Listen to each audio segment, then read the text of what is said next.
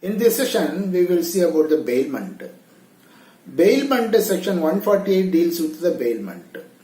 Section 148 says, it is a delivery of goods by one person to another upon a contract that they shall, when the purpose is accomplished, be returned or otherwise disposed of according to the direction of the person delivering. There are four conditions. That is, there must be delivery of goods by one person to another. There must be a contract. And the person agrees to return the goods after accomplishing the specific purpose. Or he agrees to dispose according to the direction. We will see the definition once more. Delivery of goods by one person to another upon a contract that they shall, when the purpose is accomplished, be returned or otherwise disposed of according to direction. So, first, delivery of goods by one person to another. Second, existence of guarantee.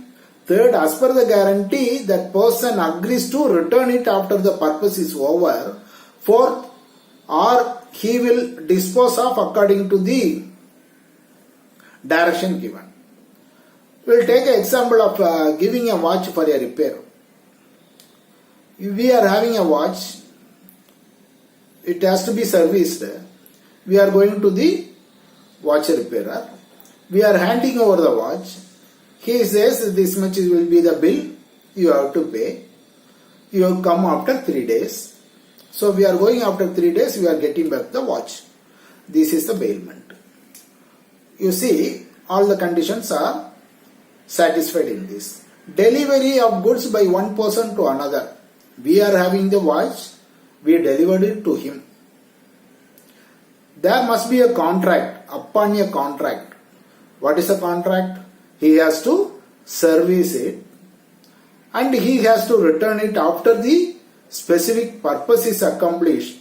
That is, after the watch is serviced, he has to return it. This is bailment. Delivery of goods, contract, return after the purpose is over.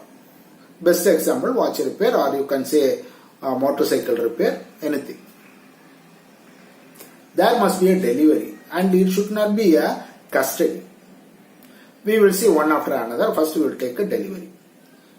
The goods must be delivered by one person to another. It should not be a custody. If you are giving to a servant, it is a custody. For example, the same thing. We don't have time to go to the watch repairer. We give the watch to our servant. He takes it to that person, watch repairer. What the servant is having is custody. We gave the watch to him. We are the principal. That servant is an agent. He takes it to the watch repairer, delivers it there. So, custody is different and watch delivery is different. Delivery, it comes with some right. For example, a guest is coming to our house, he uses our plate and spoon and everything. While taking that spoon is in his hand, he has the custody. But we are not delivered. Even though we delivered, only custody is given. He can use it for drinking the water. The cup may be used or for eating, that's all. That is a custody. Delivery comes with some more rights. Now we will see the delivery part. Number one, delivery. The delivery should be given. One best example in this case, it's a very complicated thing. The delivery, when there is a delivery, then only the bailment will be there. Or two interesting cases. One is Wilson versus Nichols. In this case, a person goes to the hotel, restaurant. Waiter took his coat and put it on the coat stand. This person has not asked him. Once he entered, immediately that person came and removed his coat and put it in the coat stand. After his timing in that restaurant, after he finished his dinner, the coat was not there. Somebody took away. Then who will be responsible? The court held that waiter is responsible because The waiter has taken the coat without asking for it. He has not asked for it. The waiter came and collected the coat and put it in the coat stand. This person is a bailer and the person is who has taken is a bailee.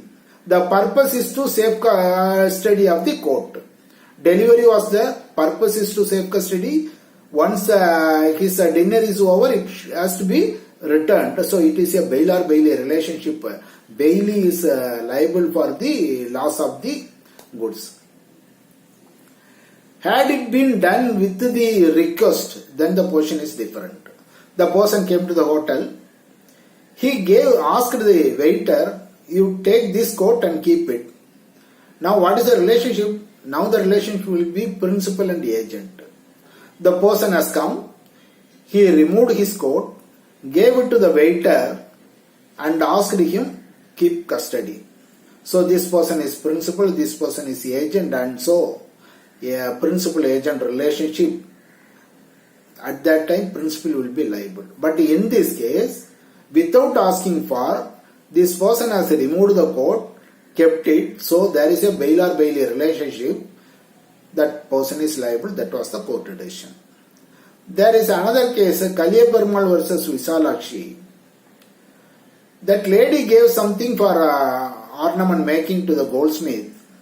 In the olden days, they have to make the goldsmith has to do the work. These people will every day check the work.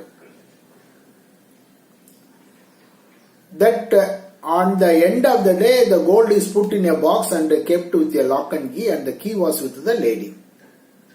This was being done every day. End of the day, gold is put in the box, locked.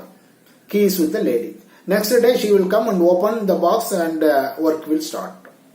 But one day, the gold inside was missing.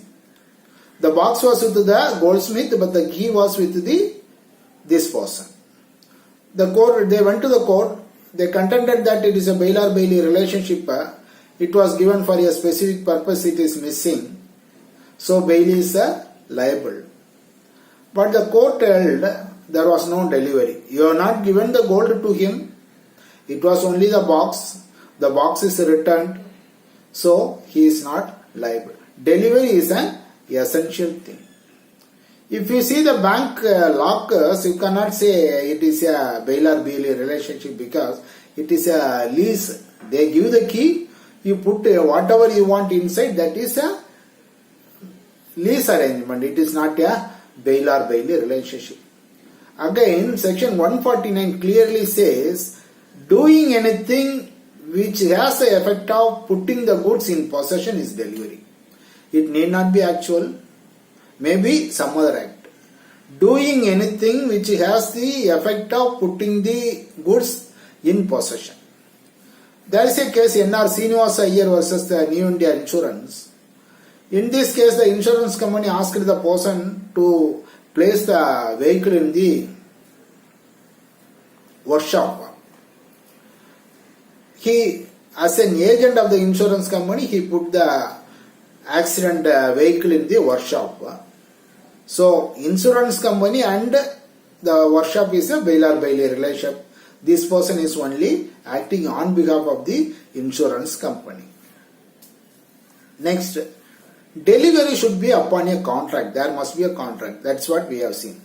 When we go to the watch repairer, what is a contract? Contract is to service the watch and return back. Without contract, there is no bailer-bailee relationship. But recently, the position is different. The courts are having the view, even without bailer-bailee relationship, we can impose upon, without contract, we can impose upon the bailer-bailee relationship. In one case, State of Gujarat versus Maiman Mohammad Haji. In this case, court held that the government is liable to keep the goods as a bailee. The government seizes some goods. It was kept in the government possession. They did not take care of the goods. In that case, the court held that no, even without guarantee, there can be a bailer-bailee relationship. As a bailee, you should have taken care of that. it is your duty. Now the recent trend is even without, even though contract act says that there is a contract is required, that is delivery of goods upon a contract. Now in some cases, even without that, the courts are imposing the relationship on contract without contracts. Next is it should be for some purpose.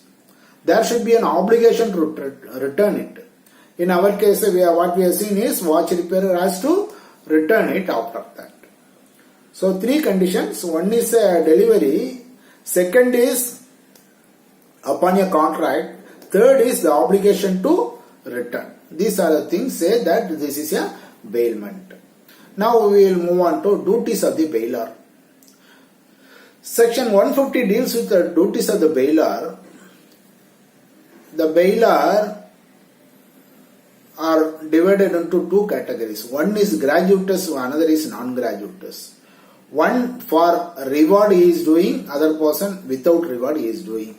The duties are depending upon how they are acting. For example, we are borrowing a cycle from a friend. It is gratuitous. We are not making payment for giving the cycle to us. On the contrary, if you are taking a cycle from a cycle hire shop, then it is non-gratuitous. We are paying for the cycle we are using. The duties are different. If it is a gratuitous act, gratuitous bailment, the bailer has to inform the defects which he knows,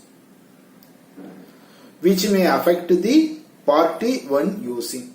For example, you are taking a cycle from a friend, the brake is not in good condition, then that person supposed to say to the other person, brake is not good, don't go fast, take care. So what is known should be intimated to the person who is taking. The bailer has to intimate the bailee, these are the defects in the goods, you take care. Which may affect the extraordinary thing, which may affect the use of the goods. If it is a small scratch in the cycle seat, that need not be told. That will not affect much. If there is no brake, he has to say. So under gratuitous bailee relationship, the bailer is expected to convey the bailee what are the defects in the goods which he is going to use, which may affect the use or which may result in injury to the person. If it is a non-gratuitous, the person is liable for any injury caused by the defect of the goods, whether he knows or not, whether he says or not. The non-gratuitous person may say that the brake is not good. He may say, but even after that, if injury happened, then he is liable. There may be something inherent in the cycle which he might not have known. There also that person is liable. Whether he knows or not, whether he informs or not, he is liable for the injury caused by the action caused to the bailee.